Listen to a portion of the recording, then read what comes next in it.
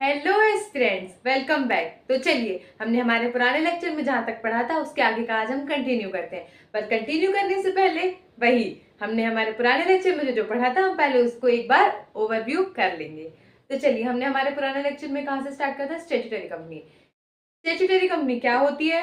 वो बॉडीज जो किसी स्पेसिफिक ऑब्जेक्टिव के लिए फॉर्म हो और वो सिर्फ अपना स्पेसिफिक ऑब्जेक्टिव का जिसलिए वो फॉर्म हुई है वही काम करे, जैसे कि LIC, RBI।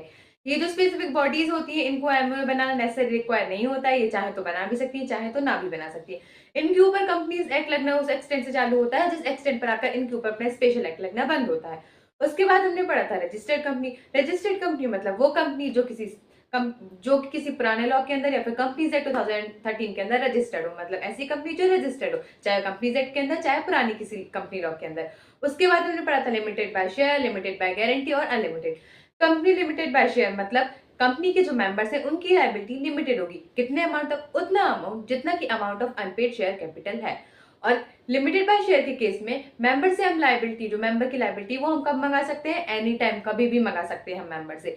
Limited by guarantee के केस में जो कंपनी के मेंबर है उनकी लायबिलिटी लिमिटेड होती है, कितने अमाउंट तक? उतना अमाउंट जितने अमाउंट ऑफ गारंटी एमओए में स्पेसिफाइड है। ये लायबिलिटी मेंबर से कब बुलवा सकते हैं? अपॉन फाउंडिंग, अब जब कंपनी बंद होने लगे, खत्म होने लगे। अनलिमिटेड के केस में मेंबर की लायबिलिटी अनलिमिटेड होती है, कोई लिमिट ही नहीं होती। पर अनलिमिटेड होने के बाद भी स्टिल आउटसाइड जो थर्ड पार्टी है वो हमारे मेंबर को, कंपनी के मेंबर को डायरेक्टली स्यू नहीं कर सकती है। उसके बाद हमने पढ़ी थी सेक्शन 8 कंपनी। सेक्शन 8 कंपनी के फीचर्स पढ़े थे हमने पहले, कि प्रमोट करती है चैरिटेबल ऑब्जेक्ट्स को, सेंट्रल गवर्नमेंट लाइसेंस इशू करती है, सारे के सारे rights as a limited company जैसे एंजॉय करती है। कोई भी अल्टरेशन करना हो तो उसके लिए हमें सेंट्रल गवर्नमेंट का अप्रूवल लेना पड़ेगा। यदि सेक्शन 8 कंपनी को कन्वर्ट करनी है तो हमें जनरल मीटिंग में एक स्पेशल रिजोल्यूशन पास करना पड़ेगा। जो सेक्शन 8 कंपनी होती है वो अपने नाम के बाद प्राइवेट लिमिटेड या लिमिटेड वर्ड यूज नहीं कर सकती है।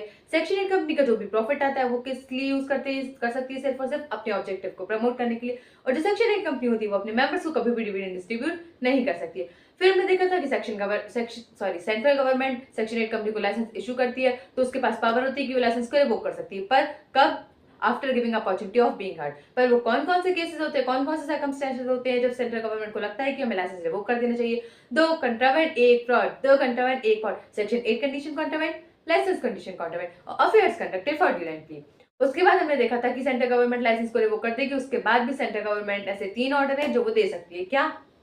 या तो वो कहेगी कंपनी आप किसी और कंपनी के साथ मिलकर एक सिंगल कंपनी बना लीजिए, या फिर वो कहेगी कंपनी आप अपनी डेट्स को और लायबिलिटी को सेटल करने के बाद, उनका पेमेंट करने के बाद जो भी आपकी बची हुई एसेट्स और सरप्लस है वो किसी और सेक्शन 8 कंपनी के पास ट्रांसफर कर दीजिए। या फिर वो कह सकती है कंपनी आप किसी प्राइवेट कंपनी में या फिर पब्लिक कंपनी में कन्वर्ट हो जाइए और अपने नाम को बदल दीजिए। ये 3 ऑर्डर है जो सेंट्रल गवर्नमेंट वो लाइसेंस को रिवोक करने के बाद दे सकती है।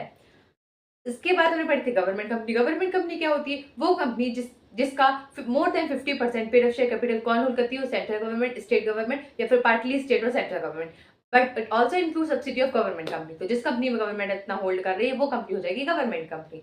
उसके बाद हमने पढ़ी थी फॉरेन कंपनी। तो ऐसी बॉडी कॉर्पोरेट जो इनकॉर्पोरेटेड हुई है आउटसाइड इंडिया में, बस जिसकी प्लेस ऑफ बिजनेस इंडिया में हो, और फिर वो प्लेस ऑफ बिजनेस इंडिया में होने के साथ साथ वो काम कर रही हो इंडिया में, चाहे वो खुद से काम कर रही हो, चाहे वो किसी एजेंट के थ्रू काम करवा रही हो, चाहे वो इटसेल्फ खुद प्रेजेंट होकर काम कर रही हो, चाहे वो इलेक्ट्रॉनिक बोर्ड में काम कर रही हो, तो वो कंपनी हो जाएगी फॉरेन कंपनी।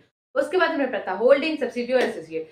हमारी कंपनी है, यदि कोई और कंपनी हमारी कंपनी में more than half voting rights hold कर रही हो, चाहे वो प्रेफरेंस हो, चाहे वो इक्विटी हो, चाहे वो डायरेक्ट कर रही हो, चाहे तो सब्सिडी कर रही हो, उसके साथ साथ वो हमारे board of direct control the composition of board of director कर रही हो, मतलब उसके पास पावर हो कि वो हमारी कंपनी के मेजोरिटी ऑफ डायरेक्टर को अपॉइंट भी कर सकती हो और रिमूव भी कर सकती हो। तो इस केस में वो जो होल्ड करने वाली कंपनी वो होल्डिंग कंपनी बन जाएगी, और वो जिसमें हम मतलब हमारी कंपनी में होल्ड करी तो हम उसकी क्या बन जाएंगे? Subsidy company. उसके बाद देखते हैं एसोसिएट और होल्डिंग कंपनी। अब जो कोई और दूसरी कंपनी वो हमारी कंपनी में more than 20% voting power hold कर रही हो बट लेस देन 50%। 50% से लेस क्यों? क्योंकि 50% से ऊपर होगा तो हम सब्सिडी बन जाएंगे। इसलिए यदि कोई और कंपनी हमारी कंपनी में more than 20% but less than 50% voting power hold कर रही हो, उसके साथ साथ वो कंट्रोल कर रही हो हमारे बिजनेस के डिसीजन को, तो वो कंपनी बन जाएगी होल्डिंग कंपनी और हम बन जाएंगे उसके एसोसिएट कंपनी। उसके बाद देखे थे हमने public financial institution. Public financial institution मतलब वो इंस्टीट्यूशन जो पब्लिक के हित में काम करते हो, जो पब्लिक के बेनिफिट के लिए बनाए, पब्लिक के बेनिफिशियल के लिए बनाए हो, वो होते हैं पब्लिक फाइनेंशियल इंस्टीट्यूशन। उसके बाद बात करी थी हमने प्रोड्यूसर कंपनी की। प्रोड्यूसर कंपनी मतलब एक लीगली रिकॉग्नाइज बॉडी होती है, किसकी? फार्मर्स की और एग्रीकल्चरिस्ट की, जिसका मेन एम होता है अपनी स्टैंडर्ड ऑफ लिविंग को इंप्रूव करना और अपने प्रॉफिट्स को और अपनी इनकम को बढ़ाना। प्रोड्यूसर कंपनी कैसे बनती है? 10 या 10 से ज्यादा इंडिविजुअल को मिला के, 2 या 2 से ज्यादा इंस्टीट्यूशन को मिला के, या कॉम्बिनेशन ऑफ बोथ। इनके ऑब्जेक्टिव क्या होते हैं? Pooling, grading, harvesting, marketing, export, selling, ये सब। उसके बाद हमने पढ़ा था formation of company, section number 3। Her company जो होती है वो किसी ना किसी पर्पस के लिए, लॉफुल पर्पस के लिए फॉर्म होती है। कोई ना कोई ऑब्जेक्टिव जरूर होता है कि कंपनी किस लिए बन रही है। तो देखो, यदि हमें पब्लिक कंपनी बनाना है तो कम से कम हमें 7 या 7 से ज्यादा व्यक्ति चाहिए, और हमें प्राइवेट कंपनी बनाना तो हमें 2 या 2 से ज्यादा व्यक्ति चाहिए। 1 पर्सन कंपनी बनाना तो 1 ही व्यक्ति चाहिए। पर at a point of time यदि ऐसा हो जाता है कि प्राइवेट कंपनी के केस में नंबर ऑफ मेंबर 2 से कम हो जाते हैं, देखो 2 तो चाहिए ये प्राइवेट कंपनी के केस में, पब्लिक के केस में 7 तो कम से कम चाहिए ही चाहिए। तो प्राइवेट के केस में यदि वही मेंबर 2 से कम हो जाए और पब्लिक के केस में वही मेंबर 7 से कम हो जाए, और कम होने के बाद भी यदि कंपनी जो है वो अपना बिजनेस कंटिन्यू कर ले, तो वो सारे पर्सन, कौन से सारे पर्सन? वो पर्सन जिनको ये पता था कि प्राइवेट के केस में नंबर ऑफ मेंबर 2 से कम हो गए, वो पब्लिक के केस में नंबर ऑफ मेंबर 7 से कम हो गए, तो वो सारे पर्सन लायबल हो जाएंगे। किस लिए? पेमेंट ऑफ डेट के लिए, और वो स्यूट भी हो सकते हैं, मतलब हम उनको स्यू भी कर सकते हैं। उसके बाद हमने देखा था इनकॉर्पोरेशन ऑफ कंपनी। यदि हमें कंपनी का इनकॉर्पोरेशन करना है तो कुछ डॉक्यूमेंट्स हैं जो कंपनी को आरओसी के पास फाइल करने पड़ेंगे। वो डॉक्यूमेंट कौन कौन से हैं? पहले तो एमओए, कंपनी का जो एमओए और एओए उसको सारे सब्सक्राइबर से साइन करवाना, और वो साइन करा हुआ एमओए और एओए को हमको आरओसी के पास देना। उसके बाद हमें डिक्लेरेशन लिख के देना है कि देखो जो भी रिक्वायरमेंट थी एक्ट की और रूल्स की, वो सारी की सारी सेटिस्फाई कर ली गई है। किसके द्वारा सेटिस्फाई कर ली गई है? उन पर्सन के द्वारा जिनका नाम एओए में है, और उन पर्सन के द्वारा जो engage the formation of company के दौरान। उसके बाद जो फर्स्ट डायरेक्टर है वो ये लिख कर देगा कि देखो भाई, फॉर्मेशन ऑफ कंपनी के दौरान हमने कोई भी ऑफेंस क्रिएट नहीं किया है, कोई भी ऑफेंस नहीं किया है हमने। उसके बाद हमने कोई ऐसा काम भी नहीं किया है जिससे हमें गिल्टी हो, और ऐसा कोई भी कंप्लायंसेस थे जो इस कंपनी एक्ट के अंदर या पुराने कंपनी एक्ट के अंदर, हमने उनको ब्रीच भी नहीं किया, हमने उनको कंप्लाई भी किया है। उसके बाद वो ये भी कहेगा कि हमारे नॉलेज के अनुसार हमें जितना पता था, हमारे हिसाब से जो भी डॉक्यूमेंट्स और इन्फॉर्मेशन आपको दी गई है वो सारी की सारी सही है। उसके बाद जब तक कंपनी का रजिस्टर्ड ऑफिस एस्टैब्लिश नहीं हो जाता, जो भी करस्पॉन्डेंस टेम्पररी एड्रेस है कंपनी का, वो हम आरओसी को देंगे। उसके साथ साथ जो सारे के सारे सब्सक्राइबर, उनका नाम, पता और उनका एक आइडेंटिटी प्रूफ भी हम आरओसी के पास जमा करेंगे। उसके साथ जो भी फीस प्रेस्क्राइब करी हुई है वो प्रेस्क्राइब फीस भी हम आरओसी के पास जमा करेंगे। तो फिर इन सब के बाद आरओसी हमारी कंपनी को क्या देगी? Certificate of incorporation. और सर्टिफिकेट ऑफ इनकॉर्पोरेशन के साथ साथ वो हमको एक unique CIN, corporate identity number भी हमारी कंपनी को प्रोवाइड करेगी। फिर हमने लास्ट टॉपिक पे क्या बात करी थी कि यदि बाय चांस फॉल्स एडवर्टीजमेंट से, फॉल्स इंफॉर्मेशन से कंपनी फाउंड हो ही गई है, तो फिर ये बात जाएगी ट्रिब्यूनल के पास। ट्रिब्यूनल पहले कंपनी को एक बार मौका देगी कि चलिए भाई आप अपनी बात रख दीजिए। उसके बाद ट्रिब्यूनल 5 ऑर्डर दे सकती है। क्या क्या दे सकती है? पहला, वो कंपनी को कह सकती है कि आप अपने एमओए और एओए को पब्लिक, मेंबर या क्रेडिटर के इंटरेस्ट में चेंज कर दीजिए। दूसरा, वो कह सकती है कि आप अपने मेंबर की लायबिलिटी को अनलिमिटेड कर दीजिए। तीसरी चीज वो ये कह सकती है कि, कहेगी नहीं, वो डायरेक्ट कंपनी का नाम रजिस्टर से डायरेक्ट रिमूव भी कर देगी। चौथा, वो कंपनी को कह सकती है कि बस भाई हो गया, अब आप अपनी कंपनी को बंद करिए, वाउंड अप का ऑर्डर दे सकती। या फिर ट्रिब्यूनल भाई सबसे बड़ा है तो ट्रिब्यूनल क्या ऑर्डर दे सकता है? जैसा उसको ठीक लगे। यदि ट्रिब्यूनल को कोई और ऑर्डर इंचार्ज के अलावा कोई ऑर्डर ऐसा है कि उसको ये लगता है कि ये ऑर्डर देना चाहिए, तो वो भी दे सकती है। तो चलिए, अभी तक हमने ये बात करी है कि हमने हमारे पुराने वीडियो में क्या क्या, पुराने लेक्चर में क्या क्या डिस्कस किया था। तो चलिए अब हम बिना किसी देरी के साथ आगे बढ़ते हैं। पर फिर उससे पहले अब आप अच्छे से ये सही सही बताइए कि आपने जो बीच बीच में क्वेश्चन आए थे उनको लिखा या नहीं लिखा? बताइए। लिखा? ठीक है। पर देखो, आपको अब ऐसा नहीं करना है कि नहीं लिखा, आपको लिखना ही है। और 1 क्वेश्चन अ डे तो लिखने लिखना है, लेकिन जो बीच बीच में क्वेश्चन आए थे आपको उनको भी लिखना है। मैं मेरे लिए नहीं, आपके लिए ही कह रही हूँ। आपको एक एक क्वेश्चन जो बीच में आ रहे हैं उनको लिख लिख कर जरूर देखना है। और आपने, मुझे उम्मीद है, मैंने जैसे आपको कहा था कि आपको एक बार रिवाइज करके आना है पुराना, तो आप एक बार रिवाइज करके जरूर आए होंगे। ठीक है, तो चलो हम बिना किसी देरी के साथ आगे बढ़ते हैं और हमारे आगे का लेक्चर को कंटिन्यू करते हैं। तो चलिए, आज हम सबसे पहले पढ़े एमओए। देखो मैम, बहुत बार आया है लेक्चर में एमओए एओए, इतना तो पता है मेमोरेंडम ऑफ एसोसिएशन होता है और आर्टिकल ऑफ एसोसिएशन, पर ये होते क्या है? हाँ, तब हम वो मेन चीज, जो मेन वर्ड्स है एमओए और एओए, वो चीज पढ़ने वाले हैं कि एमओए क्या होता है और एओए क्या होता है, मेमोरेंडम ऑफ एसोसिएशन क्या होता है और आर्टिकल ऑफ एसोसिएशन क्या होता है। तो सबसे पहले हम पढ़ने वाले हैं क्या? Memorandum of association, section number 4। देखो, जब हमारा इंडिया फॉर्म में आ रहा था, जब इंडिया बन रहा था, इंडिया सेपरेट हो रहा था, एक इंडिया को एक खुद की आइडेंटिटी दी जा रही थी, ठीक है ना? तो जब इंडिया को आइडेंटिटी दी जा रही थी तो कुछ लोग थे जिन्होंने ये सोचा था कि देखो भाई, बन तो रहा है इंडिया, पर इंडिया को चलाएंगे कैसे? इंडिया के दूसरे बाहर के देशों के साथ कैसे नेचर रहेंगे, वो उनके साथ कैसे बिहेव करेगी, क्या रहेगा, इंडिया चलेगा कैसे, आगे करके आगे कैसे बढ़ेगा, इंडिया की फंक्शनिंग कैसे होगी? ये सब तो सोचने वाली बात थी, ठीक है ना? थी तो भाई कैसे चलेगा ये सब? तो जो महान पुरुष लोग थे जिनने ये बात सोची थी, तो उनने फिर एक तकनीक निकाली कि हम एक ऐसा डॉक्यूमेंट बना देते हैं जिसमें ये सब लिखा रहेगा कि इंडिया कैसे फंक्शन करेगी, कैसे काम करेगी, कैसे इंडिया चलेगी, कैसे दूसरे देशों के साथ वो अपना रिलेशन बना के रखेगी, सब कुछ ये सारी चीजें लिख देंगे। एक डॉक्यूमेंट बनाएंगे और उस डॉक्यूमेंट का नाम रखा गया था कॉन्स्टिट्यूशन। एक डॉक्यूमेंट बनाया गया था जिसका नाम रखा था कॉन्स्टिट्यूशन। भाई देखो, ये कॉन्स्टिट्यूशन है जो किताब मतलब इतनी सब कुछ है हमारे लिए, इंडिया के लिए, ठीक है ना। मतलब उस कॉन्स्टिट्यूशन में जैसा जैसा लिखा है हमें वैसा वैसा करना है, मतलब वो करना ही पड़ेगा। जैसे कॉन्स्टिट्यूशन में लिखा है हमें वैसी चीजें फॉलो करनी पड़ती हैं, ठीक है ना। और यदि कोई बंदे ने उस कॉन्स्टिट्यूशन का मतलब ब्रीच कर दिया है, उस कॉन्स्टिट्यूशन को फॉलो नहीं किया, उस कॉन्स्टिट्यूशन से हट के बियॉन्ड दी पावर्स कुछ काम कर दिया, बियॉन्ड दी पावर्स, अभी देखो ये बियॉन्ड दी पावर्स वर्ड आपको अभी हम इसके आगे ही जो दूसरा डॉक्ट्रिन ऑफ अल्ट्रावायलेंस उसमें आपको समझ में आ जाएगा। मतलब अभी देखेंगे वो वर्ड हम उसको, चलो इस वर्ड को हटा के हम दूसरा वर्ड हम दूसरे तरीके से समझते हैं कि देखो आपको जितनी चीजें दी गई थी, आपको जितने कॉन्स्टिट्यूशन में लिखा गया था कि आप ऐसा ऐसा करना है, आपको इतना ही कर सकते हैं, आप उसके ऊपर जाके कुछ काम कर रहे हैं, वो जब उसमें लिखा था वैसा काम नहीं कर रहे हैं। तो भाई जब कोई ऐसा करता है, कॉन्स्टिट्यूशन को फॉलो नहीं करता, कॉन्स्टिट्यूशन को ब्रीच कर देता, उसका तो फिर जेल जाना लिखा ही होता है। ये तो आपको पता ही, मतलब कॉन्स्टिट्यूशन को तो हमें फॉलो करना पड़ता है। तो कॉन्स्टिट्यूशन में क्या लिखा है, इंडिया को क्या क्या फॉलो करना, इंडिया में रहने वाले लोगों को क्या फॉलो करना, इंडिया दूसरों के साथ कैसे, दूसरी कंट्रियों के साथ कैसे बिहेव करेगी, दूसरी कंट्रियों के साथ रिलेशन उसके कैसे रहेंगे। तो ये कॉन्स्टिट्यूशन क्या होता है, मतलब कह सकते हैं हम कि सब कुछ, मतलब हमारी इंडिया में जो जो होने वाला है सब कुछ इसमें कैसे होगा, क्या होगा, कैसे नहीं होना, सब कुछ क्या है, काय में लिखा हुआ है, कॉन्स्टिट्यूशन में, काय में लिखा हुआ है, कॉन्स्टिट्यूशन में, ठीक है ना। वैसे मतलब एक कॉन्स्टिट्यूशन हमने बना दी गया है, मतलब जो हमारी सब कुछ है, मतलब जिसमें हमारी कंट्री से रिलेटेड सब कुछ लिखा हुआ है, ठीक है ना। अब इंडिया के लिए तो कॉन्स्टिट्यूशन बन गया है, वैसे ही कंपनी के लिए भी एक होता है क्या, एक रजिस्टर होता है, एक चीज होती है क्या, उसको क्या कहते हैं, मेमोरेंडम ऑफ एसोसिएशन। जैसे कि कॉन्स्टिट्यूशन में इंडिया के लिए सब कुछ लिखा था, इंडिया कैसे काम करेगी, क्या करेगी, दूसरे कंपनियों के साथ, दूसरी कंट्रियों के साथ कैसे रिलेशन रहेगा, वैसे ही कंपनी का होता है एमओ। एमओए में लिखा रहता है कि कंपनी कैसे फंक्शन करेगी, कंपनी के बाहर की पार्टीज के साथ, बाहर की दूसरी कंपनी के साथ कैसे रिलेशन रहेंगे, ये सारी की सारी चीजें काय में लिखी होती है, एमओए। जैसे कि इंडिया के लिए कॉन्स्टिट्यूशन है, वैसे ही कंपनी के लिए क्या है, memorandum of association. Memorandum of association एक प्राइमरी डॉक्यूमेंट होता है, क्या होता है, प्राइमरी डॉक्यूमेंट होता है। लेकिन ये पब्लिक डॉक्यूमेंट होता है। पब्लिक डॉक्यूमेंट मतलब कोई भी पर्सन चाहे कि उसको कंपनी का एमओए देखना है तो वो देख सकता है। कंपनी ये नहीं कहेगी कि देखो भाई ये एमओए हमारा है, हम तुमको नहीं दिखा सकते, नहीं, जो पब्लिक है वो कंपनी का एमओए देख सकती है। जैसे कि कॉन्स्टिट्यूशन है, कॉन्स्टिट्यूशन हर व्यक्ति का इंडिया का कॉन्स्टिट्यूशन देख सकती है, जहां की इंडिया के बाहर वाला व्यक्ति भी इंडिया का कॉन्स्टिट्यूशन देख सकता है। वैसे ही एमओए है, तो यदि कोई पब्लिक मांगती है कि हमें आपकी कंपनी का एमओए देखना है तो वो देख सकता है। कंपनी ये नहीं कह सकती है कि हम आपको एमओए नहीं दिखाएंगे, एमओए हमारी कंपनी का, वो ऐसा नहीं कह सकती। मतलब एमओए एक पब्लिक डॉक्यूमेंट होता है और एक प्राइमरी डॉक्यूमेंट होता है। मतलब एमओए में जो लिख गया है कंपनी को वो फॉलो करना ही करना पड़ेगा, मतलब वैसा ही होगा जैसा कि एमओए में लिखा गया है, ठीक है ना। तो चलिए अब एक बार हम इसको रीड कर लेते हैं। इट डिफाइंस इट्स कॉन्स्टिट्यूशन, जैसे कि हमने बात करते हैं इंडिया का कॉन्स्टिट्यूशन का, इंडिया की चीजें किसमें लिखी है, कॉन्स्टिट्यूशन में। मतलब वैसे ही कंपनी का कॉन्स्टिट्यूशन क्या है, क्या है कंपनी का constitution, memorandum of association. It defines the constitution and scope of powers of company. ये क्या बताता है, पावर्स की, कंपनी क्या कर सकती है, क्या नहीं कर सकती, कैसे फंक्शन करेगी company, which with which it has been established under this act.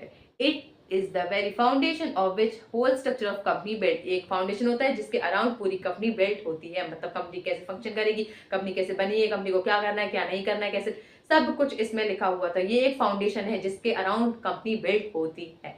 समझ में आया ना। चलिए देखें, memorandum of listed limited company must state the following. कौन कौन सी चीजें हैं जो मेमोरेंडम ऑफ एसोसिएशन, अब देखो हमने ये तो समझ लिया कि मेमोरेंडम ऑफ एसोसिएशन क्या होता है, ठीक है ना, एक प्राइमरी डॉक्यूमेंट होता है कंपनी का। पर इस मेमोरेंडम ऑफ एसोसिएशन में क्या क्या लिखा होता है, अब हम वो देखने वाले हैं। तो देखिए, सबसे पहले मेमोरेंडम ऑफ एसोसिएशन में लिखा होता है नेम क्लॉज। क्या लिखा होता है, नेम क्लॉज।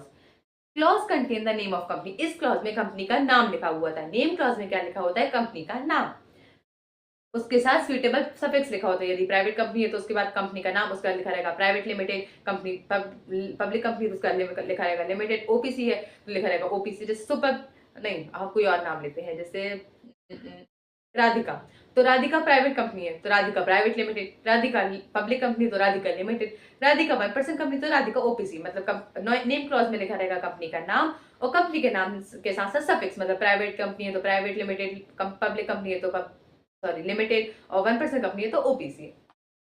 उसके साथ name of the company should not be, name of company का नाम कैसे नहीं होना चाहिए, कैसा नहीं होना चाहिए, offensive, identical to existing company, existing name of another company, similar to the existing name of another company, undesirable with respect to the object of the company. देखो, कंपनी का नाम ऑफेंसिव नहीं होना चाहिए, कंपनी का नाम किसी और कंपनी के नाम से मिलता जुलता नहीं होना चाहिए, कंपनी का नाम किसी पुरानी कंपनी के जैसा सेम टू सेम नहीं होना चाहिए, और जो भी कंपनी का ऑब्जेक्टिव है उसके हिसाब से ऐसा ना हो कि वो जमी ना रहा हो कि कंपनी का नाम कुछ और है, कंपनी का ऑब्जेक्टिव कुछ हो, ऐसा भी नहीं होना चाहिए।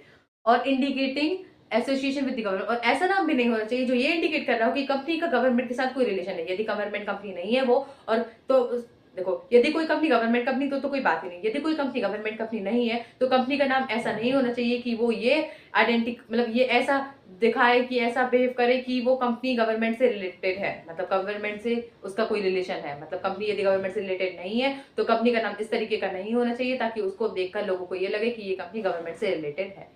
ठीक है ना, जैसे कि देखो, कंपनी के नाम में नेशनल नहीं होना चाहिए, नेशनल देखो नेशनल वर्ड नहीं होना चाहिए, सेंट्रल वर्ड नहीं होना चाहिए, ताकि ये वर्ड्स क्या होते हैं कि जिससे इंडिकेट ये होता है कि ये गवर्नमेंट से रिलेटेड, तो ऐसे वर्ड्स नहीं होना चाहिए।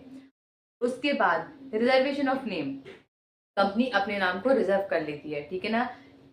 न्यू नेम, यदि न्यू नेम है तो स्पाइस INC 32 फॉर्म होता है जिसमें कंपनी अपने नाम को रिजर्व कर लेती है, ठीक है ना। और कितने दिन के लिए रिजर्व हो जाता है ये? 20 दिन के लिए। जब से आप अप्रूवल न्यू रिजर्वेशन करते हो उसके 20 दिन तक आपका नाम ये अप्रूवल हो जाता है, मतलब आपके नाम 20 दिन अप्रूवल जब से होता है उससे लेके 20 दिन तक के लिए आपके लिए आपका नाम रिजर्व हो जाता है कंपनी के लिए। और यदि आप एग्जिस्टिंग कंपनी है और ROC सेटिस्फाई कर रहे हो तो ये नाम आप जो रिजर्व कर रहे हो वो 60 दिन तक के लिए रिजर्व हो जाता है। यदि कंपनी चाहती है कि अपने नाम को रिजर्व करवाना है उसे, तो यदि वो अप्रूवल जैसे ही अप्रूवल होगा ROC से, न्यू कंपनी है आपकी तो वो ROC से अप्रूवल होने के बाद 20 दिन तक के लिए आपका नाम रिजर्व हो जाएगा। यदि आपकी एग्जिस्टिंग कंपनी है तो ROC से अप्रूवल होने के बाद 60 दिन तक 60 डेज के लिए आपका नाम रिजर्व हो जाएगा।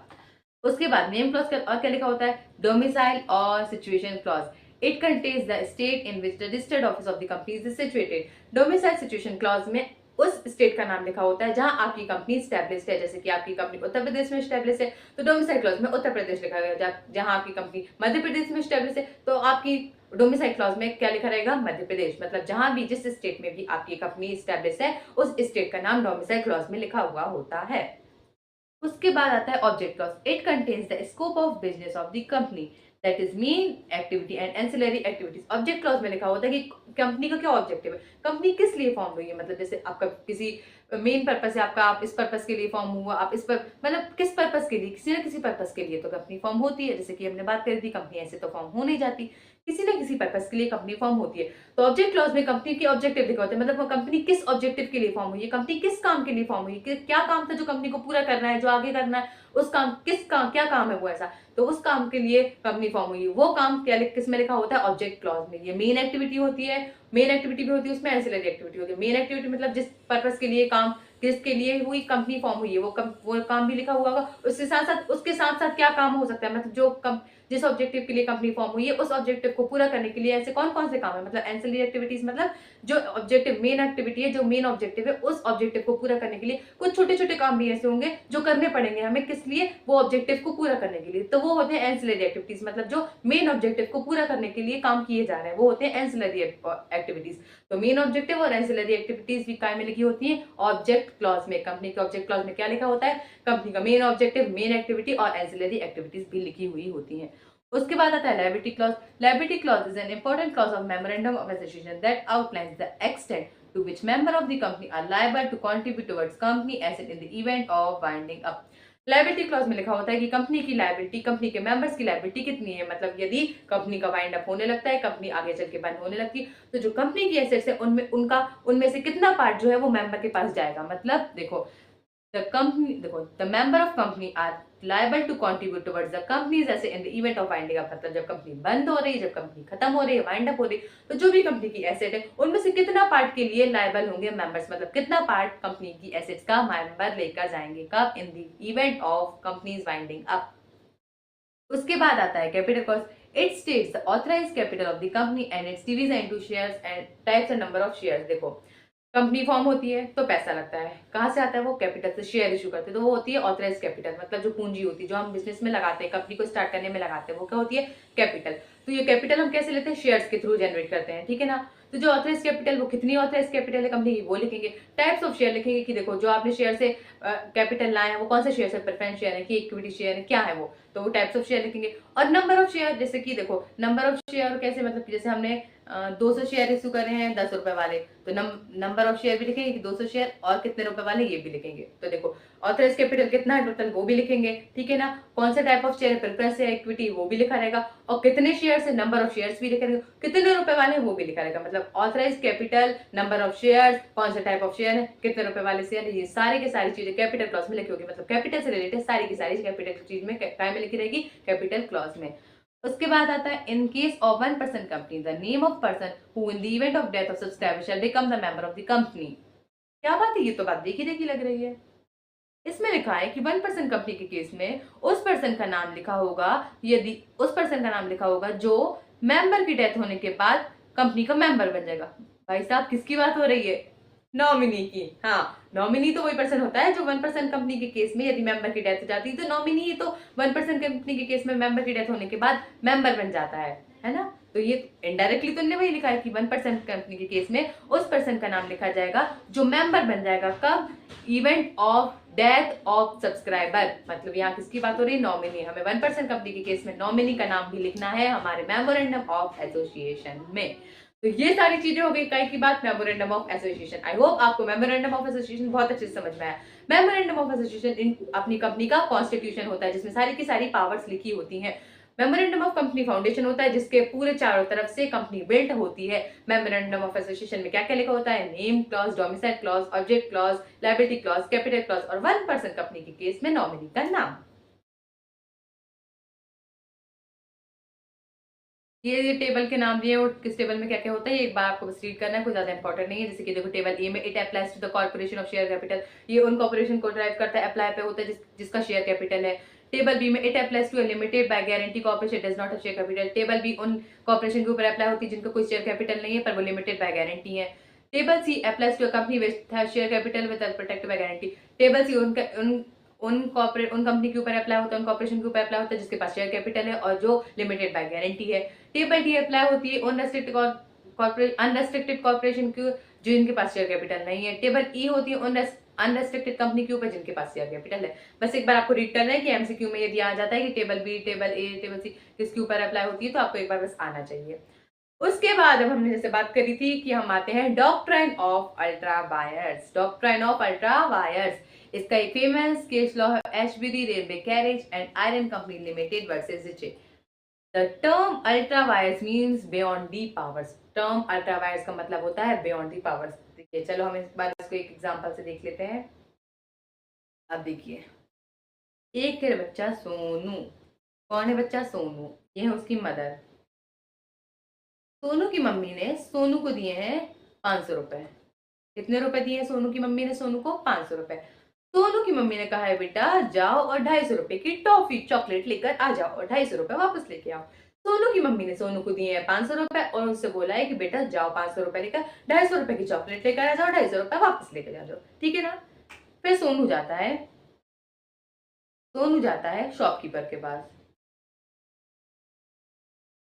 सोनू जाता है शॉपकीपर के पास, पर जैसे ही पहले सोनू बोलता है कि शॉपकीपर अंकल अंकल आप मुझे 250 रुपए की चॉकलेट दे दीजिए। क्या बोलता है, अंकल अंकल आप मुझको, पहले ये 500 रुपए दे देता है और बोलता है अंकल अंकल आप मुझे 250 रुपए की चॉकलेट दे दीजिए। वो इतना बोलता ही है, इतने में शॉपकीपर की बेटी लिख कर के आ जाती है। उसका नाम रहता है रानी। शॉपकीपर की बेटी आ जाती है दुकान पर, क्या नाम रहता है उसका, रानी। अब सोनू सोचता है भाई भाई 250 रुपए की चॉकलेट लूंगा, 500 का नोट दिया, इंप्रेशन थोड़ा खराब पड़ेगा ना यार लड़की के ऊपर। अब भाई इसको लड़की के ऊपर इंप्रेशन जमाना है तो वो कहेगा भाई लड़की के ऊपर इंप्रेशन खराब पड़ेगा ना यार कि 500 बंदा 250 रुपए की टॉफी ले रहा है। तो वो जोश जोश में कह देता है कि अंकल अंकल 500 की टॉफी दे दीजिए मुझे, 250 की नहीं 500 की चॉकलेट चाहिए। शॉपकीपर को सोचा अरे वाह अभी तो ये 250 की था, अब तो 500, ठीक है मेरे को क्या है, मेरा तो ज्यादा फायदा हो रहा है, 500 की चॉकलेट दे देता हूँ। तो शॉपकीपर दे देता है सोनू को 500 रुपए की चॉकलेट। फिर सोनू घर आता है, सोनू अपनी मम्मी को देता है चॉकलेट। क्या देता है, चॉकलेट। सोनू की मम्मी कहती ला 250 रुपए वापस दे। तो सोनू बोलता नहीं मम्मी मैं तो पूरी 500 रुपए की चॉकलेट ले गया। मम्मी बोलती क्यों लेके आया, मम्मी हो जाती है बजाना चालू। अब भाई मम्मी ने तो 250 का कहा था, 250 और पैसे वापस लाना था, 250 पूरी 500 की क्यों लाया तू। मम्मी हो जाती चालू। मतलब यहाँ सोनू ने क्या करा है, बियॉन्ड दी पावर्स काम। बियॉन्ड दी पावर्स का मतलब सोनू को जितनी पावर दी गई थी, सोनू को 500 रुपए 500 में से 250 रुपए खर्च करने की पावर दी गई थी, पर सोनू ने पूरे का पूरे 500 रुपए खर्च कर दिए चॉकलेट में। मतलब उसने अपनी पावर, उसको जितनी पावर दी गई थी उसने उसकी पावर से ज्यादा काम कर दिया, मतलब उसने बियॉन्ड दी पावर्स काम कर दिया। तो अब भाई साहब मम्मी से कुटाई तो होगी। इसको कहते हैं बियॉन्ड दी पावर्स, मतलब आपको जितनी पावर दी जाती है आप उससे पावर से ऊपर जाकर कोई काम कर देते हैं तो उसको कहते हैं बियॉन्ड दी पावर्स। ठीक है ना, आपको ये बात तो पता चल गई कि बियॉन्ड दी पावर्स क्या होता है। अब एक बार हम इसको पढ़ेंगे। The ultra vires means beyond the power, से आपको पता चल गया है। In legal terms, it is applicable only to the act performed in excess of legal power of the doer, मतलब जितनी डुअर की पावर होती है उसके ऊपर पावर से आगे बढ़ के जितना एक्सेस होकर काम किया जाता है वहां पर ये एप्लीकेबल होता है। कहाँ एप्लीकेबल होता है डॉक्ट्रिन ऑफ अल्ट्रा वायर्स, मतलब डुअर की जितनी पावर होती है यदि डुअर उस पावर से आगे एक्सेस होकर कोई काम कर दे तो वहां पे अप्लाई होता है doctrine of ultra vires.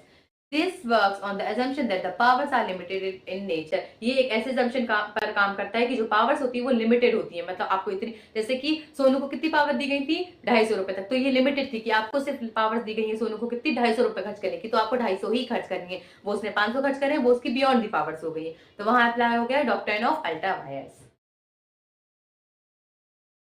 retain from using its funds for the purpose other than those specified in memorandum. Company के ऊपर रेस्ट्रिक्शंस होती हैं कि उसके जो भी फंड्स है, मेमोरेंडम में लिखा हुआ है कि ये फंड्स जो है वो उसको इस पर्पस के लिए यूज करना है, तो कंपनी के ऊपर रेस्ट्रिक्शंस होती हैं कि ये फंड्स कहीं मेमोरेंडम में लिखा कि इन फंड्स को इसी पर्पस के लिए यूज करना है, तो कंपनी को उस फंड्स को उसी पर्पस के लिए ही यूज करना रहता है, वो उस पर्पस के अलावा किसी और पर्पस के लिए यूज नहीं कर सकती। यदि वो करती है तो कौन सा केस आ जाता है डॉक्ट्रिन ऑफ अल्ट्रा वायर्स। क्यों? क्योंकि उसको ये पावर दी गई है कि आपको ये फंड्स को इसीलिए यूज करना है, लेकिन वो उस पावर से हटके काम कर रही है, मतलब उस फंड्स को उस पर्पस के अलावा भी वो कहीं और यूज कर रही है, तो यहाँ पे केस में आ जाएगा क्या डॉक्ट्रिन ऑफ अल्ट्रा वायर्स।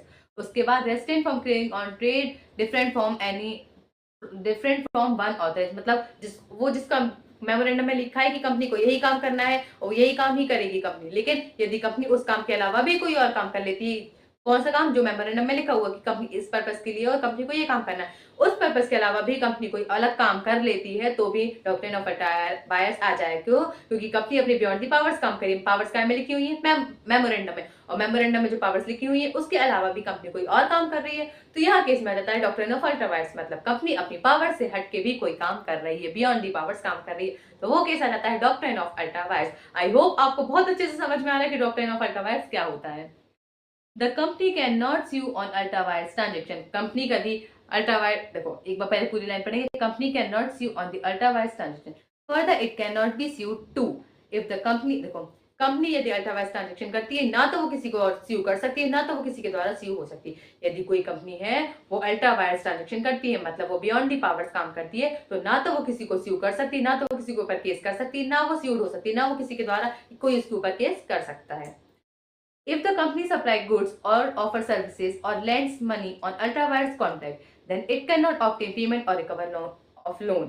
देखो यदि कंपनी है वो अल्ट्रा वायर्स ट्रांजेक्शन के अंदर किसी, मतलब देखो एग्जाम्पल के थ्रू समझते हैं। देखो हम, यदि कोई कंपनी है हरी लिमिटेड, हरी लिमिटेड के मेमोरेंडम में लिखा हुआ है कि हरी लिमिटेड जो कंपनी है वो सिर्फ और सिर्फ 10,000 के जो गुड्स है वो सिर्फ क्रेडिट पे दे सकती है, या 10,000 की सर्विसेज अकेली क्रेडिट पर दे सकती है। 10,000 के गुड्स या सर्विसेज अकेले क्रेडिट पर दे सकती है, पर हरी लिमिटेड 20,000 के गुड्स या सर्विसेज क्रेडिट पर दे देती है।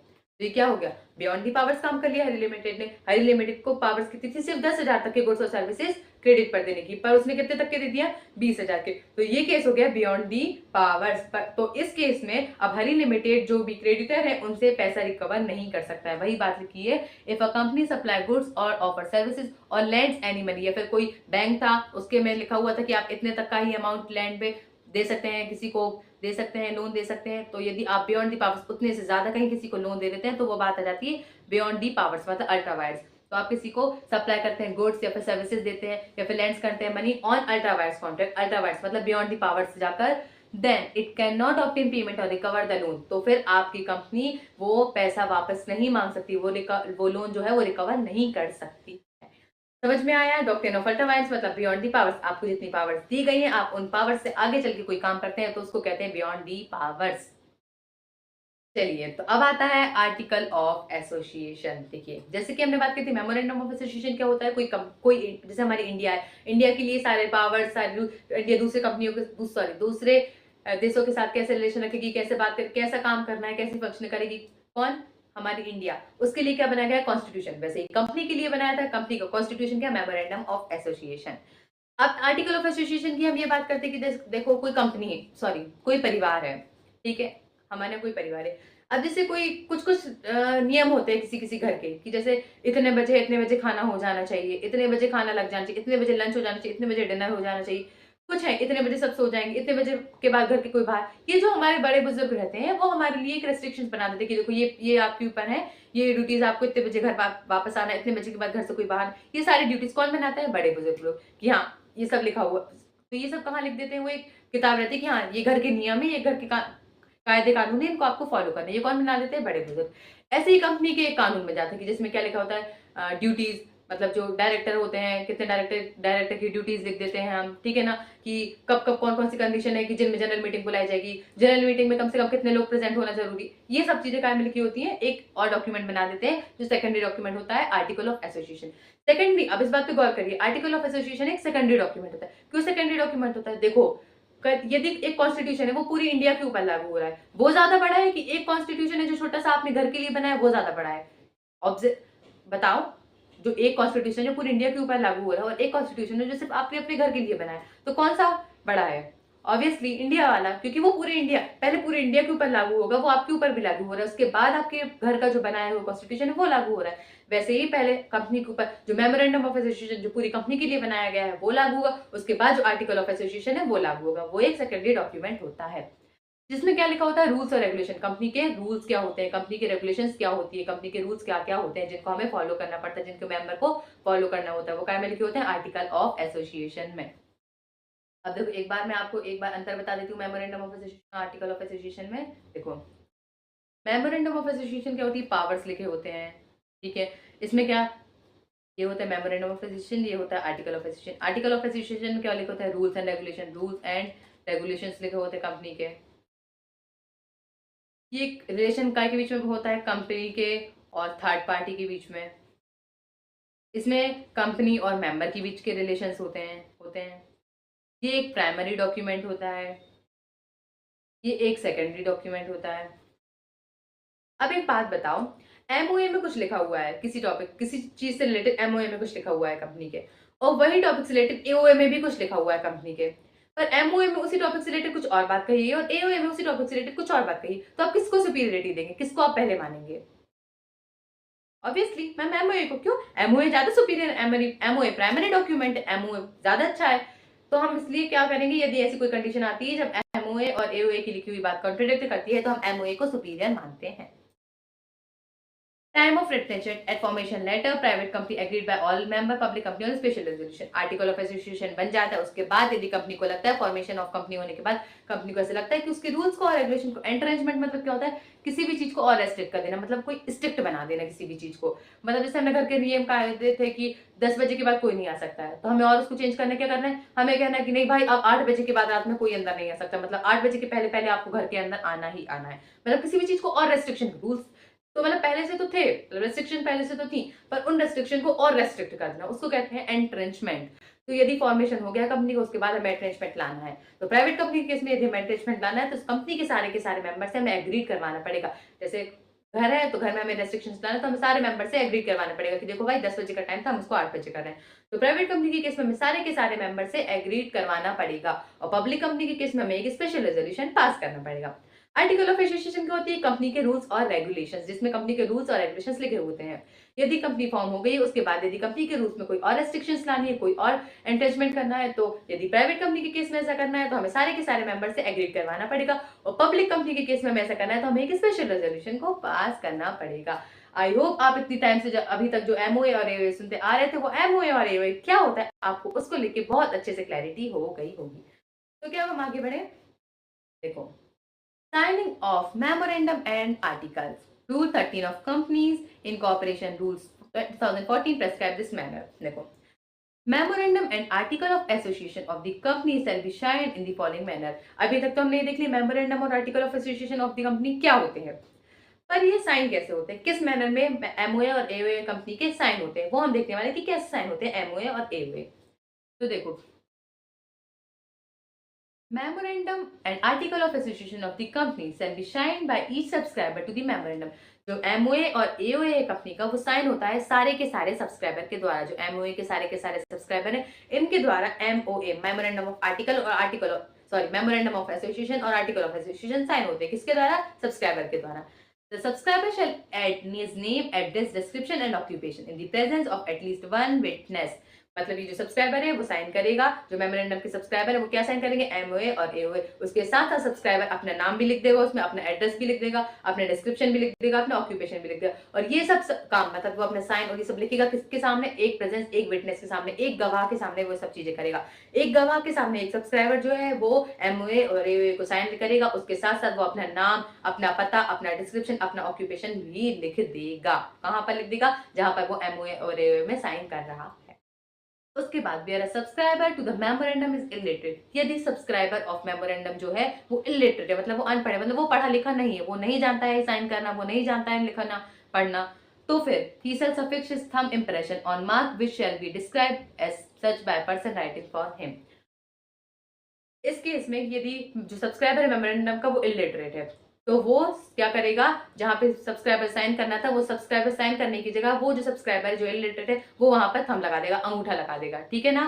क्योंकि अब वो साइन तो कर नहीं सकता, वो पढ़ा लिखा तो है नहीं, तो पढ़ा लिखा नहीं है तो हम क्या कर देंगे? उसका एक अंगूठा लगवा देंगे कि हाँ आप इस बात से सहमत। और हाँ, वो इलेटेड, उसके बाद इलेटेड ये ऊपर हमने जो देखा था कि एक सब्सक्राइबर जो है वो नाम, एड्रेस, डिस्क्रिप्शन, ऑक्यूपेशन लिखेगा साइन के साथ। पर यहाँ तो ये इलेटेड है, उसने तो अंगूठा लगाया वैसे भी, तो वो लिखेगा कैसे? तो कोई एक दूसरा पर्सन है जो उस पर्सन को, जो इलेटेड पर्सन है, इलेटेड सब्सक्राइबर है, उसके बिहाफ में एक दूसरा पर्सन उसका नाम, उसका एड्रेस, उसका ऑक्यूपेशन और उसका डिस्क्रिप्शन लिख देगा।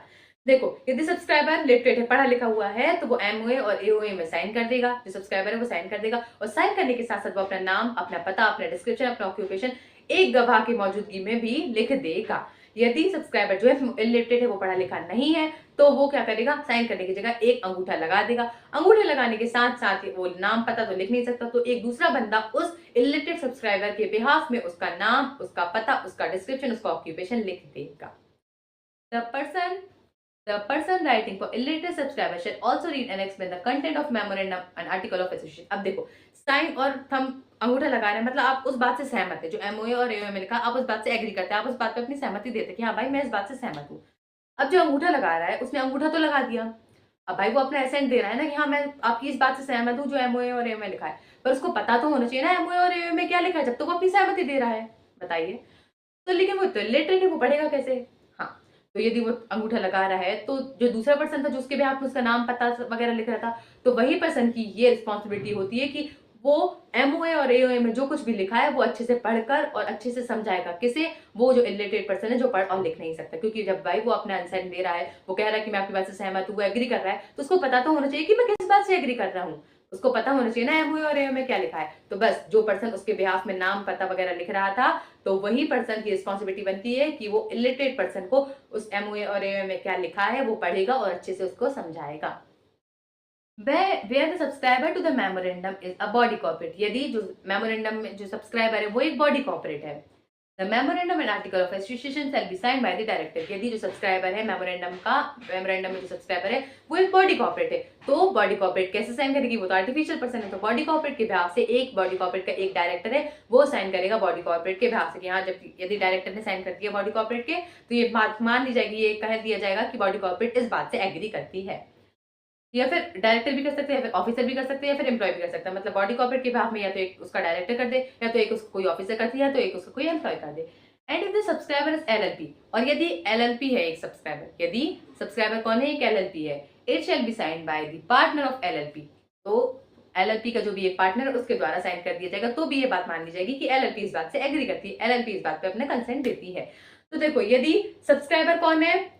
Body corporate. तो बॉडी कॉर्पोरेट के बिहाफ में डायरेक्टर, ऑफिसर या एम्प्लॉय साइन कर देगा, तो ये बात कह दी जाएगी कि बॉडी कॉर्पोरेट इस बात से एग्री करती है। और एलएलपी यदि सब्सक्राइबर है तो कोई भी एक पार्टनर एलएलपी का साइन कर देगा, तो ये बात कह दी जाएगी कि एलएलपी इस बात से एग्री करती है। तो चलिए, हमने साइनिंग ऑफ मेमोरेंडम आर्टिकल से में क्या पढ़ा है? देखो, यदि मेमोरेंडम आर्टिकल है उसका एक जो सब्सक्राइबर है वो साइन करेगा एमओए और सॉरी एमओए और एओए को कौन साइन करेगा? मेमोरेंडम में जो भी सब्सक्राइबर का नाम लिखा हुआ है वो सारे के सारे सब्सक्राइबर एमओए और एओए को साइन करेंगे। और साइन करेंगे, बस साइन करेंगे ही नहीं, उसके साथ साथ क्या करेंगे, वो अपना नाम, अपना पता, अपना ऑक्यूपेशन, अपना डिस्क्रिप्शन भी साइन करने के साथ साथ लिख कर देंगे। पर बाई चांस यदि सब्सक्राइबर इलिटरेट होता है तो वो साइन करने की जगह अंगूठा लगाकर वो नाम पता तो लिख नहीं सकता, तो कोई एक दूसरा बंदा रहेगा जो उस पर्सन के बिहाफ में उसका नाम पता उसका ऑक्यूपेशन लिखेगा। अब नाम पता ऑक्यूपेशन लिख रहा है, वो अपना सेंड दे रहा है, एग्री कर रहा है उस बात से, तो उसको पता होना चाहिए कि एमओए और एम में क्या लिखा है, लेकिन वो पढ़ तो सकता नहीं है। तो वो जो दूसरा पर्सन जो उसके बिहाफ में नाम पता लिख रहा है, तो उसकी ये मतलब उसकी ये जवाबदारी बनती है कि वो उस पर्सन को, इलिटरेट पर्सन को वो सब पढ़कर और समझाएगा कि क्या एमओए में और एओए में क्या लिखा हुआ है, वो सब कुछ वो समझाएगा। किसे समझाएगा? वो इलिटरेट सब्सक्राइबर को। उसके बाद हमने ये देखा था यदि कि सब्सक्राइबर एक बॉडी कॉर्पोरेट है या फिर एलएलपी। यदि सब्सक्राइबर एक बॉडी कॉर्पोरेट है तो बॉडी कॉर्पोरेट के बिहाफ में या तो एम्प्लॉय या तो डायरेक्टर या फिर कोई भी ऑफिसर साइन कर देगा बॉडी कॉर्पोरेट का, तो हम ये मान लेंगे कि बॉडी कॉर्पोरेट इस बात से एग्री करती है। और यदि सब्सक्राइबर एलएलपी है तो हम यदि एलएलपी का कोई एक पार्टनर कहीं साइन कर देगा एलएलपी के बिहाफ में, तो भी हम ये मान लेंगे कि एलएलपी इस बात से एग्री करती है। तो चलिए अब हम बढ़ते हैं आगे। अब हम बात करते हैं act to override memorandum article. यदि एक्ट मेमोरेंडम या फिर आर्टिकल को ओवरराइड करता है, section number 6। This section start with save as otherwise. ये सेक्शन ही स्टार्ट होता है किससे? Save as otherwise. Means that if any section of the act says that article is superior then we will treat it accordingly। देखो article superior होता है, memorandum article superior होता है या फिर एक्ट सुपीरियर होता है? कोर्स एक्ट सुपीरियर होता है। पर यदि कहीं किसी एक्ट के किसी सेक्शन में लिख दिया है कि आर्टिकल इज सुपीरियर, मतलब आप आर्टिकल को ज्यादा भाव दीजिए, आर्टिकल को आप ज्यादा अहमियत दीजिए, तो हम आर्टिकल की बात मानेंगे। यदि एक्ट में भी कुछ कहा है, आर्टिकल में भी कुछ कहा है, तो हम किसकी बात मानेंगे? एक्ट की। पर यदि एक्ट के किसी सेक्शन में ये ऐसे कहती है कि इसके लिए आप आर्टिकल को सुपीरियर माने, तो फिर वहां आप किसको मानेंगे? आर्टिकल को। मतलब एक्ट ही खुद कह देता है आर्टिकल को मानना, तो आर्टिकल को मानते हैं, और एक्ट कुछ नहीं कहता तो हम किसको सुपीरियर मानते हैं? एक्ट को। नॉट सो इंपॉर्टेंट, बस पता है, मतलब बस नॉर्मली बात है तो हम पता चल गई है। Effect of memorandum and article, section number 10। Once the memorandum and article are registered, they shall bind the company and its member। एक बार कंपनी का मेमोरेंडम या फिर आर्टिकल रजिस्टर्ड हो जाता है तो सारे के सारे मेंबर और कंपनी उससे बाइंड हो जाती है। मतलब एक बार कंपनी का मेमोरेंडम और आर्टिकल रजिस्टर हो गया है तो कंपनी के मेंबर और कंपनी को मस्ट हो जाता है, कंपनी और मेंबर से बाइंड हो जाता है कि जैसा मेमोरेंडम और आर्टिकल में लिखा है कंपनी और मेंबर को वैसा करना पड़ेगा, वो फॉलो करना पड़ेंगे, वो रूल्स और रेगुलेशंस मानने पड़ेंगे, वो पावर्स माननी पड़ेंगी। मतलब एक बार कंपनी का मेमोरेंडम और आर्टिकल रजिस्टर्ड हुआ तो कंपनी और कंपनी के मेंबर उस चीज से बाइंड हो जाएंगे। ठीक है ना? उसके बाद आता है क्या?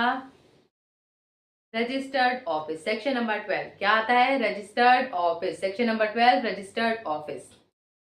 Need registered office to. हमें कंपनी का रजिस्टर्ड ऑफिस क्यों चाहिए रहता है? देखो आप बोलते हैं कि हाँ रजिस्टर्ड ऑफिस होता है, कंपनी का रजिस्टर्ड ऑफिस का नाम भी देना पड़ता है, उसी को ये वो रजिस्टर्ड ऑफिस। हाँ, पर क्यों रजिस्टर्ड ऑफिस की जरूरत होती क्यों है कंपनी के?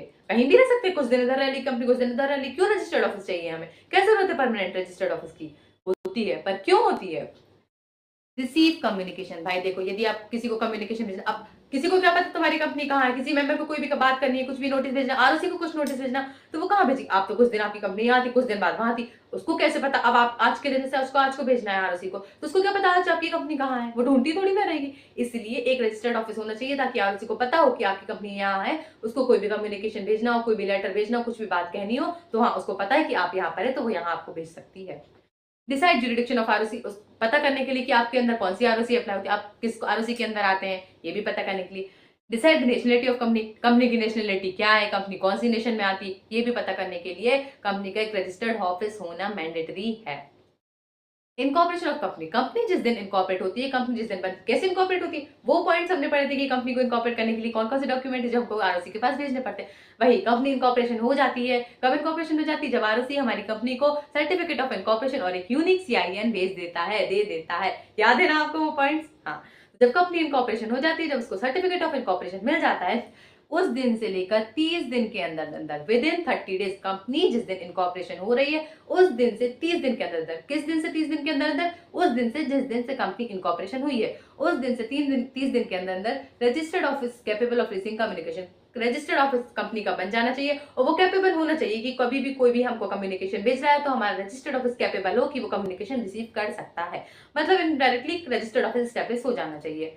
और send verification to ROC of registered office, और हमें हमारे रजिस्टर्ड ऑफिस का एक एड्रेस, मतलब एक वेरिफिकेशन किसको देना है? आरओसी को, कि आरओसी को दे देंगे कि देखो भाई ये हमारा रजिस्टर्ड ऑफिस है, हमने हमारा रजिस्टर्ड ऑफिस स्टैब्लिश कर लिया और हमारा रजिस्टर्ड ऑफिस कैपेबल भी है कि किसी के द्वारा कम्युनिकेशन आएगी तो वो ले सकता है। मतलब देखो, जिस दिन हमारी कंपनी इनकॉर्पोरेट हुई, उस दिन से लेके, किस दिन से लेके, जिस दिन हमारी कंपनी इनकॉर्पोरेट हुई, उस दिन से लेके 30 दिन के अंदर अंदर हमें हमारा रजिस्टर्ड ऑफिस इतना कैपेबल होना चाहिए कि कोई हमारी कंपनी को कम्युनिकेशन भेजे, कोई भी कम्युनिकेशन करे तो हमारी जो रजिस्टर्ड ऑफिस है वो कैपेबल हो, ठीक है ना, रिसीव कर सके वो कम्युनिकेशन को। उसके साथ साथ हम हमारी आरओसी को क्या भेजेंगे, वेरिफिकेशन भेजेंगे आरओसी को, काय का, रजिस्टर्ड ऑफिस का, कि देखो भाई आरओसी, हमने हमारा रजिस्टर्ड ऑफिस बना लिया, ये हमारा रजिस्टर्ड ऑफिस है और हमारा रजिस्टर्ड ऑफिस कैपेबल भी है कि कम्युनिकेशन को रिसीव कर सके। उसके बाद देखिए, यदि कोई कंपनी डिफॉल्ट कर देती है कि 30 दिन के अंदर अंदर रजिस्टर्ड ऑफिस स्टैब्लिश नहीं करती है, उसका रजिस्टर्ड ऑफिस स्टैब्लिश हो जाता है पर वो कैपेबल नहीं होता रिसीविंग कम्युनिकेशन रिसीव करने के लिए, या फिर वो रजिस्टर्ड ऑफिस स्टैब्लिश भी कर लेती है, कम्युनिकेशन रिसीव भी कर लेती है, पर वो आरओसी को वेरिफिकेशन नहीं भेजती, आरओसी को नहीं बताती, ये ऐसा डिफॉल्ट करती है, तो कंपनी और ऑफिसर जो है उनको पेनल्टी लगती 1000 पर दिन, 1000 पर डे, 1000 एक दिन के लिए और 1 लाख तक, मैक्सिमम 1 लाख, मतलब देखो 1000 रुपए पर डे तो लगेगी, पर यदि आपकी 1000 पर डे करते करते 2 लाख हो गई है तो ये 2 लाख नहीं मानेंगे, 1 लाख ही मानेंगे, मतलब मैक्सिमम से मैक्सिमम 1 लाख ही हो सकती है, पर 1000 पर दिन के हिसाब से होती है, ठीक है ना। तो चलिए अब उसके आगे हम देखो, वैसे बात करें पेनल्टी की तो पेनल्टी बहुत सारी आएंगी, आप कितनी याद रखेंगे आप पेनल्टी, तो आपको जितना हो सके आप उतनी याद रखिए, ज्यादा टेंशन लेने की जरूरत नहीं है, पेनल्टी ज्यादा नंबर को आपको इंस्टीट्यूट पूछने भी नहीं वाली, देखो, और कितनी भी आप कोशिश कर ले हर एक पेनल्टी आप याद रख भी नहीं सकते, इसलिए जितना हो सके उतनी याद रखिए, ज्यादा टेंशन मत लीजिए, ज्यादा लोड मत लीजिए, ज्यादा आएगा भी तो 1-2 नंबर, वो 1-2 नंबर के कारण हमें ज्यादा टेंशन नहीं लेनी, हमें बाकी के नंबर सिक्योर करने हैं, ठीक है, जितना हो तो उतना ही बस याद रखिए पेनल्टी का।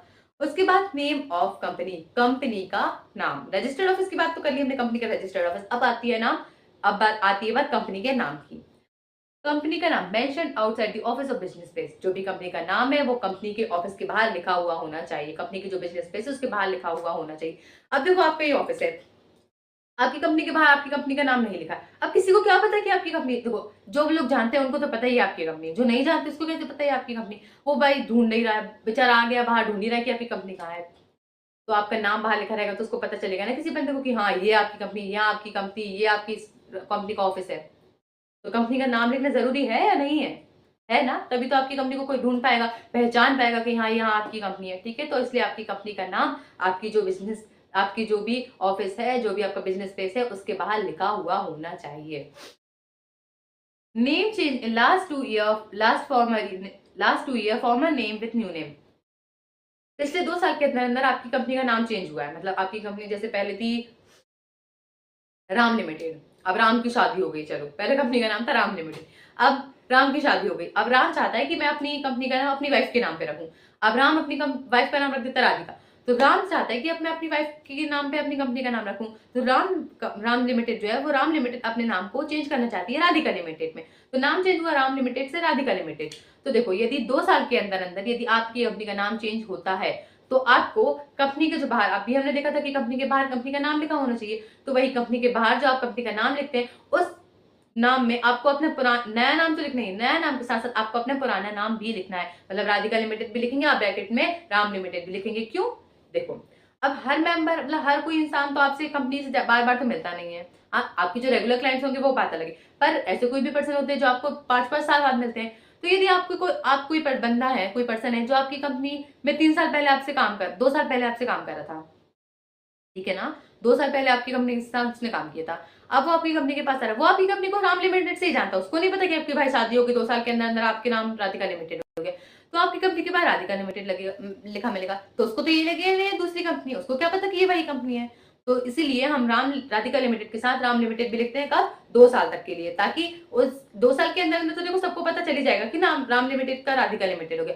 तो 2 साल तक हम राधिका लिमिटेड के साथ राम लिमिटेड भी लिखेंगे, ताकि वो पर्सन जिनने 2 साल के अंदर अंदर हमारे बीच में कोई कॉन्टेक्ट नहीं हुए, तो उन पर्सन को ये पता चल सके कि हमारी राम लिमिटेड का नाम हो गया है राधिका लिमिटेड, तो हम 2 साल तक के लिए हमारे नए नाम के साथ साथ पुराना नाम भी लिखेंगे, 2 साल बाद जब 2 साल हो चुके हैं हमारे नए नाम को, तो फिर हम पुराना नाम हटा सकते हैं, पर 2 साल कम से कम जिस दिन से राम लिमिटेड राधिका लिमिटेड हुआ, जैसे 1 अप्रैल 2017 में राम लिमिटेड से राधिका लिमिटेड हुआ है, तो हमें 1 अप्रैल 2019 तक राधिका लिमिटेड के साथ राम लिमिटेड भी लिखना पड़ेगा, 2019 के बाद हम चाहे तो राधिका लिमिटेड अकेला भी लिख सकते हैं। उसके बाद legible character on common seal, legible character मतलब पढ़ने योग्य कैरेक्टर, आपको ऐसे शब्द लिखना है कि जो पढ़ने योग्य, आपने कॉमन सील है, कॉमन सील हमने बात कर दी, क्या होती है कॉमन सील, याद करो कॉमन सील क्या होती है, हमने फीचर्स में बात की थी। कॉमन सील मतलब कंपनी एक आर्टिफिशियल पर्सन होती है, वो साइन कर नहीं सकती। तो कंपनी की क्या होती है, सील होती है। कंपनी की एक सील होती है, जहां भी कंपनी को मतलब जहां भी ये बात आती है कि कंपनी को अपना साइन देना है, कंपनी को अपनी देना कि हाँ हम इस बात से सहमत है, तो कंपनी वहां पे साइन नहीं कर सकती क्योंकि वो आर्टिफिशियल पर्सन है। तो वो साइन करने की जगह कंपनी एक सील लगा देती है। वो सील लगाने से हम ये कह सकते हैं कि कंपनी इस बात से सहमत है, एग्री करती है। तो वो जो कॉमन सील होती है वो लेजिबल कैरेक्टर होना चाहिए उसमें, मतलब कंपनी की सील पे कंपनी का नाम लिखा हुआ होता है। तो वो जो नाम लिखा हुआ है तो वो लेजिबल कैरेक्टर में होना चाहिए। लेजिबल कैरेक्टर मतलब पढ़ने हो, ऐसी ऐसे भाषा में या ऐसे शब्दों में नहीं लिखा होना चाहिए कि वो पढ़ ही ना सके। आपने कॉमन सी लगा दी और वो उस कॉमन सी पे ऐसे नाम लिखा कि समझ ही में नहीं आ रहा, तो कॉमन सी लगने के बाद भी ये समझ में कहाँ आ रहा है कि आपकी कंपनी का नाम क्या है, कौन सी कंपनी ने ये सील लगाई है। इसलिए लेजिबल कैरेक्टर होना चाहिए, मतलब पढ़ने योग्य कैरेक्टर होना चाहिए कि सील देखकर बंदा समझ जाए, सामने वाला इंसान, कि ये कौन सी कंपनी की सील है, किस कंपनी ने इस बात पे एग्री करा है। ठीक है, तो लेजिबल कैरेक्टर होना चाहिए कॉमन सील पर। उसके बाद OPC right in bracket in the name in case of OPC. देखो यदि आपकी 1% कंपनी है तो आपको बाहर जो बोर्ड के बाहर आप अपने ऑफिस के बाहर अपना नाम लिखेंगे, उसके ब्रैकेट में आपको लिखना है ओपीसी, मतलब लोगों को पता चलना चाहिए कि आपकी 1% कंपनी, आपके अपने नाम के साथ ओपीसी लिखना है, मतलब पता चले कि आपकी कंपनी 1% कंपनी है। Print hundis, bill of exchange, promissory note. आपको अपनी कंपनी के हुंडीज, बिल ऑफ एक्सचेंज और प्रोमिसरी नोट भी प्रिंट करवाने, मतलब अपनी कंपनी के आपके खुद के एक bill of exchange, promissory notes भी होना चाहिए। ठीक है ना, तो हमने ये बात करी है कंपनी के रजिस्टर्ड ऑफिस और कंपनी के नेम की। तो एक बार और देखते हैं, कंपनी के रजिस्टर्ड ऑफिस की बात करते हैं। कंपनी के रजिस्टर्ड ऑफिस को एस्टेब्लिश करना जरूरी होता है ताकि हमारी कंपनी कम्युनिकेशन रिसीव कर सके, कंपनी का जुरिडिक्शन ऑफ आरओसी डिसाइड हो सके, कंपनी की नेशनलिटी डिसाइड हो सके। कंपनी जिस दिन इनकॉर्पोरेट होती है, कंपनी के उस इनकॉर्पोरेशन वाले दिन से लेकर 30 दिन के अंदर अंदर कंपनी का रजिस्टर्ड ऑफिस कैपेबल होना चाहिए। किस चीज के लिए कैपेबल होना चाहिए, कि वो कम्युनिकेशन रिसीव कर सके। कम्युनिकेशन रिसीव करने के साथ साथ कंपनी के रजिस्टर्ड ऑफिस का वेरिफिकेशन किसको देना पड़ता है, आरओसी को। यदि कोई भी कंपनी ऐसा नहीं करती है तो उसको डिफॉल्ट हो सकता है कंपनी को और उस कंपनी के ऑफिसर को 1,000 रुपए पर दिन के हिसाब से, और मैक्सिमम हो सकता है 1,00,000 रुपए। फिर बात करी थी हमने name of company. Name of company, company का नाम कंपनी के रजिस्टर्ड मतलब कंपनी का बिजनेस प्लेस या कंपनी के ऑफिस के बाहर लिखा हुआ होना चाहिए। यदि कंपनी का नाम पिछले 2 साल के अंदर अंदर बदला हुआ है, चेंज हुआ है, तो कंपनी को कंपनी के नए नाम के साथ साथ कंपनी का पुराना नाम भी 2 साल तक के लिए लिखना पड़ेगा। उसके बाद हमने देखा था कि कंपनी की जो कॉमन सील है, कंपनी की कॉमन सील में जो कंपनी का नाम लिखा हुआ होता है वो लेजिबल कैरेक्टर में लिखा हुआ होना चाहिए, मतलब पढ़ने योग्य। कंपनी की कोई कॉमन सील देखे तो उसको पता चल जाए कि ये कौन सी कंपनी की सील है। उसके बाद यदि कोई 1% कंपनी, तो 1% कंपनी के केस में कंपनी के नाम के साथ उसको ओपीसी लिखना पड़ता है ताकि लोगों को पता चले कि ये 1% कंपनी है। उसके बाद कंपनी को अपनी प्रिंट हुंडीज, अपने बिल ऑफ एक्सचेंज और प्रॉमिसरी नोट खुद के प्रिंट करवाने होते हैं। चलिए ठीक है, तो अब हम क्या आगे बढ़ सकते हैं। अब हम चलो अच्छा, आज के लिए हम इतना ही रहने देते हैं। अब हम नेक्स्ट वीडियो से अल्टरेशन ऑफ मेमोरेंडम से स्टार्ट करेंगे। बस हम पहले एक बार ये और देख लेते हैं कि आज हमने क्या क्या पढ़ा, हम एक बार उसको रिवाइज कर लेते हैं। देखो कहाँ से स्टार्ट किया था आज हम, memorandum of association. Memorandum of association मतलब इंडिया का कॉन्स्टिट्यूशन, वैसे ही कंपनी का कॉन्स्टिट्यूशन। कंपनी का कॉन्स्टिट्यूशन क्या होता है, memorandum of association. Memorandum of association में लिखा होता है, मेमोरेंडम ऑफ एसोसिएशन होता है कंपनी का कॉन्स्टिट्यूशन, जिसमें लिखा होता है कंपनी के पावर्स। ये एक ऐसा फाउंडेशन होता है जिसके इर्द गिर्द, जिसके चारों तरफ कंपनी का क्या स्ट्रक्चर बिल्ट होता है। ठीक है ना।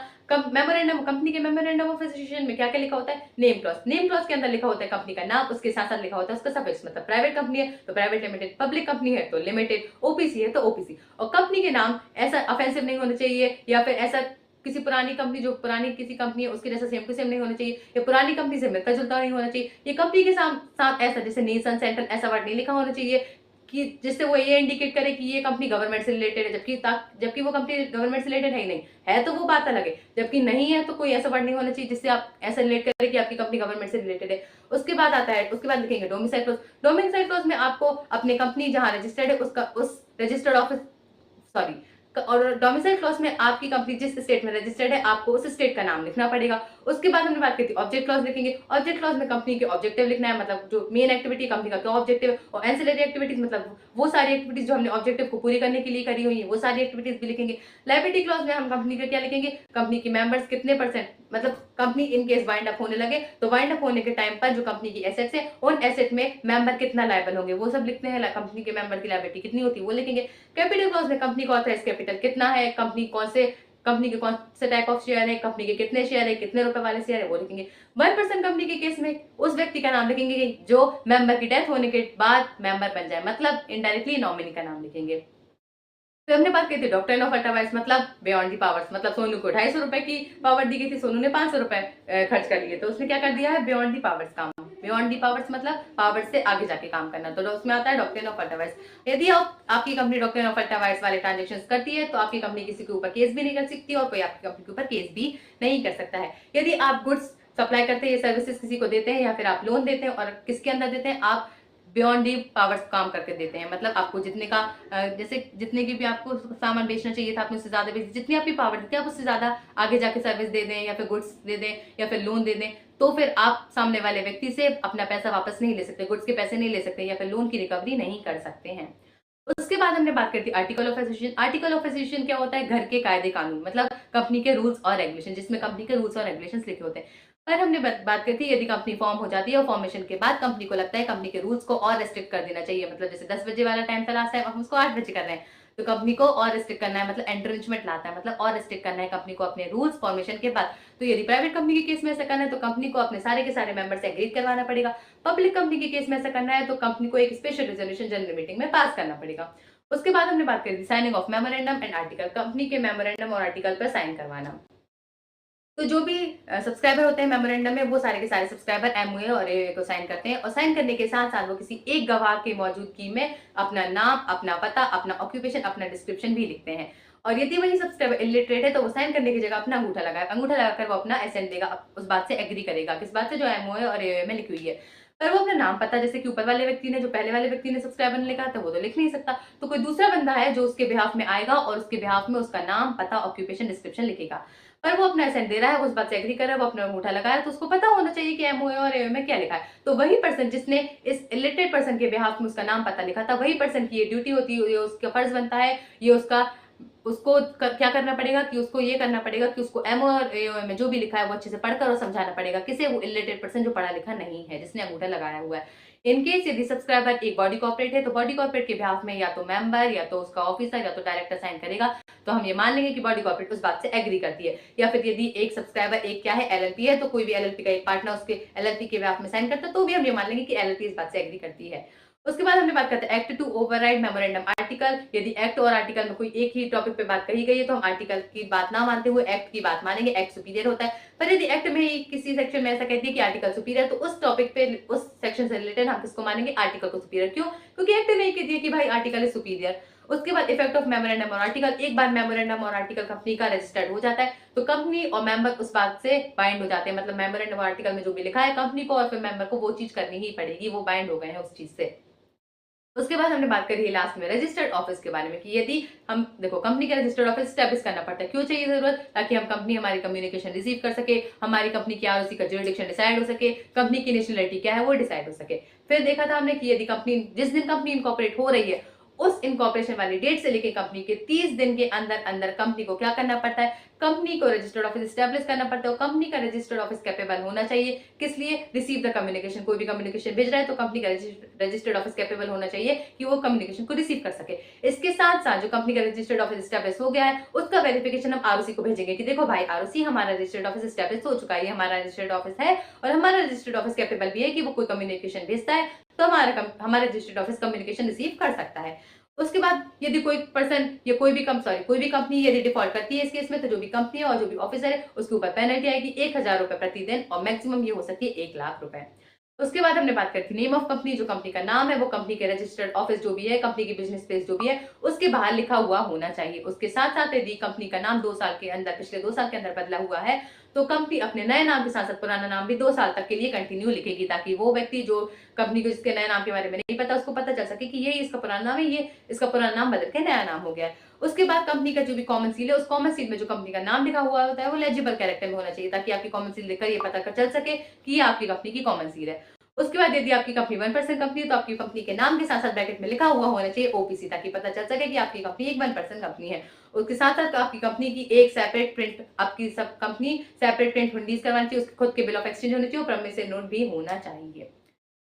तो चलिए आपको 1 क्वेश्चन अ डे वाली बात फिर से याद दिला देती हूँ, आपको वो तो लिखना ही लिखना है और आपको फिर से नए वीडियो में आएंगे, नए लेक्चर में आप जब आएंगे तो आपको सारी की सारी शुरू से लेके अभी तक के लिए सारी की सारी चीजें फिर से एक बार रिवाइज करते हुए आना है। तो चलिए मिलते हैं हम हमारे नेक्स्ट वीडियो में, तब तक के लिए बाय बाय।